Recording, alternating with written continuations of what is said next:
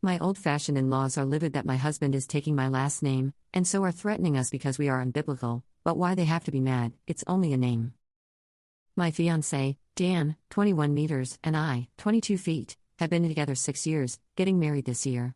I never cared much about my last name, but after some recent family events realized I want to keep mine. Dan doesn't mind, and chose to change his last name so we'd match. Upon finding out, Dan's parents, Lizzie and Duke, yelled at him. Lizzie cussed him out, so my parents let him stay with us for the last week of winter break. We were home on break from college and live a few miles apart. Lizzie and Duke say Dan is destroying and disowning his family, publicly humiliating them, and say I'm stripping him of his manhood. They told us we're unbiblical, and that women should submit. To them it's political too. They said the queer community is the reason we're susceptible to this, transgender people are to blame, and America is in its downfall. This is just another sign. Dan has gotten plenty of texts from Lizzie, calling him hateful, cruel, and cold, asking how he can let her suffer. The meetings Dan had with his parents went poorly. They told him they wanted to see him and not talk about the name, but then did. One meeting involved both sets of parents. Lizzie and Duke talked 90% of the time before getting up and leaving. They're mad Dan stayed with us and said even if we go with his name, they'd resent us and my family for supporting us. Lizzie threatened to cut Dan off, and says he won't get another penny. They had planned to contribute to our wedding, stating there were no strings attached, and they fund his college apartment. Lizzie said this is the worst thing to happen to her since losing her first baby, and that it's worse than if Dan had gotten me pregnant, hit someone drunk driving, or was gay. She's telling Dan that his grandparents will have to move to assisted living from heartbreak, and Duke keeps telling Dan his choice is hurting people. Their main reason seems to be that it is tradition and that they want the last name carried on. It's not an uncommon last name. I also learned that Lizzie borderline tried to talk Dan out of proposing. Dan asked me to marry him anyway, and Lizzie called my mom in the midst of the engagement excitement to share her disapproval. They said that they get a say until Dan is married, and that's when they'll leave us be. Lizzie and Duke keep texting Dan and my parents, but I have never gotten anything. They openly dislike me now, badmouthing me whether I'm there or not. I've decided my relationship with Lizzie and Duke is over. It was rocky before as they tried to push their religion onto me numerous times. Dan is deciding how much more he can give. He hasn't taken a harsh tone or spoken rudely to his parents, but is tired. Now his parents say if Dan won't move back home, their financial support ends. They say the family won't come to the wedding, and one of his siblings actually has left the wedding party. Obviously I have decided to stay mostly away from Lizzie and Duke now, but they are Dan's family. With the wedding still coming up, we're unsure how to move forward. What would you do? Edit. Lizzie and Duke's financial support is not necessary, and the wedding will proceed with or without it.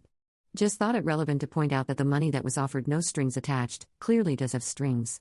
We know we are young, and are still getting married, after spending 6 years together.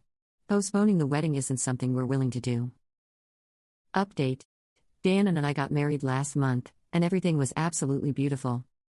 After more months of emotional and verbal attacks, Dan made the difficult decision that his parents were no longer welcome at our wedding.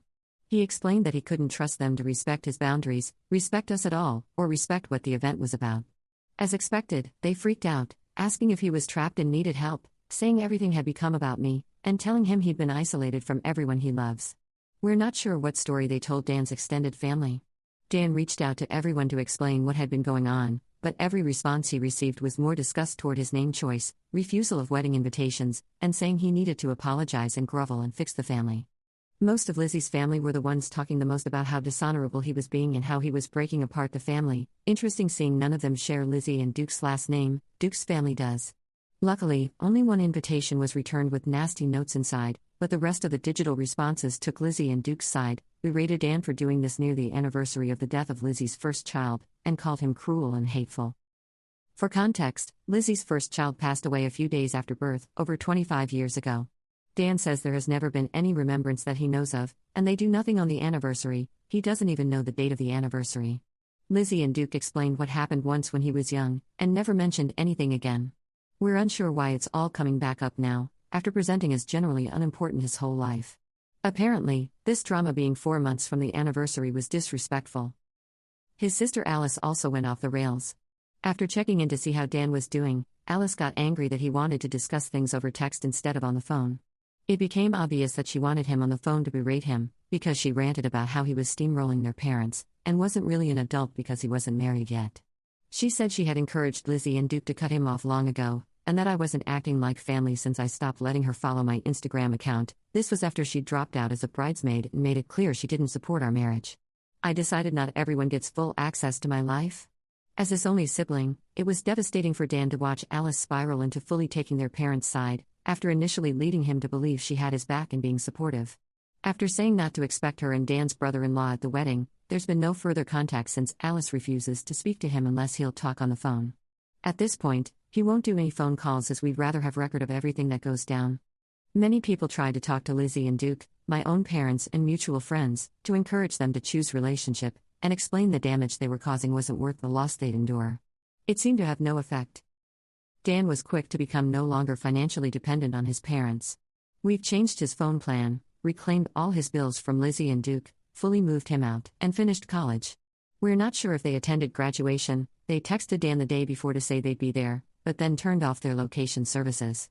Graduation day was stressful and nerve-wracking, with Dan not knowing if they'd make a scene or corner him. He left as soon as he walked across the stage, and made it to his car with no interactions. Since then, as most people suggested, we've been nearly no contact with Lizzie and Duke. We spent the first 6 weeks of summer finishing wedding details, and our day last month was gorgeous. Dan received no communication between graduation and the wedding, and has no plans to continue their relationship without an apology. Lizzie and Duke did not show up to the wedding, or say anything day of. The only recent change is Lizzie unfollowing and unfriending both of us and my family on all social media. For me, my in-law relationships are basically over, apology or not. Learning they'd never supported our engagement, ignoring my existence, and hating me because of my political and religious beliefs is enough for me not to keep contact. Thank you for your kind help and good wishes. Our day was truly perfect and straight out of a fairy tale, and we're looking forward to the next chapter of our lives, with hopefully less drama. Bye.